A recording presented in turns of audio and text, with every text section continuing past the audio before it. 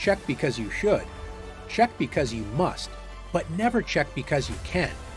It's tempting to deliver a check and attack your opponent's king, but you only want to do this when the check clearly makes your opponent's position worse or improves your own position. In this position, Black's king is safely castled, and White is prepared to castle on the next turn. Does it make sense to check the White king? Absolutely. After Rook e8 check, Black's rook is now on an active, open file, attacking White's king. In order to not lose material, White's king must move. After king f1, White's king has lost the right to castle, so not only is the king poorly placed, notice that White's rook on h1 will have trouble getting into the game. In this case, the check improved Black's position and made the opponent's position worse. Let's take a look at some examples when you shouldn't just check because you can. The opening phase of a chess game is all about controlling the center, developing your pieces quickly, and bringing your king to safety. With Black to move, is it a good idea to check the White king with queen a5? Black should focus on continuing to develop pieces toward the center and preparing to castle the king. But after queen a5 check, Black attacks White's king with the powerful queen, but now White can combine attack and defense with bishop d2. Black's check has only helped White continue to bring pieces into the game, and since Black's queen is so valuable, Black will be forced to waste time retreating the queen now that it is attacked by the bishop.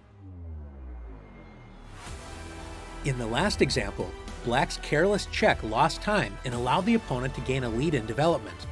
Not a good thing, but also not the end of the world. In this position, a check will be disastrous. White has just played e5, attacking Black's knight.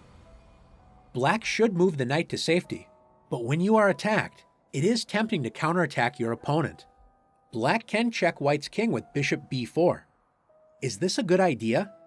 After bishop b4 check, if White blocks the check with a piece, such as the knight or the bishop, Black can trade the bishop for that piece and will be just fine. Can you find a stronger way to block the check for White? If you found c3, great job. White blocks the check and attacks the bishop with a pawn, so both Black's knight and bishop are attacked by pawns, which means Black is going to lose a piece. As we can see, playing a check without a clear plan can make a difficult situation much worse. Let's take a look at one more example together. In this position, White's bishop on d3 and queen on c2 are lined up and pointing at the h7 square. White can check Black's king with bishop h7. Is this a good idea? Remember, only check your opponent if it makes their position worse or your position better. White should simply continue to develop with knight f3, bringing the knight closer to the center and opening up the diagonal for the bishop on c1. Instead, after bishop h7 check, Black's king is forced to the corner with king h8. Although Black's king was forced to move, how can White continue with the attack? White doesn't have any pieces to add pressure to Black's king, and notice that the bishop that delivered the check is out of play and only has one escape route. If White isn't careful, this bishop might get trapped by a future g6 move, disconnecting the bishop from the queen.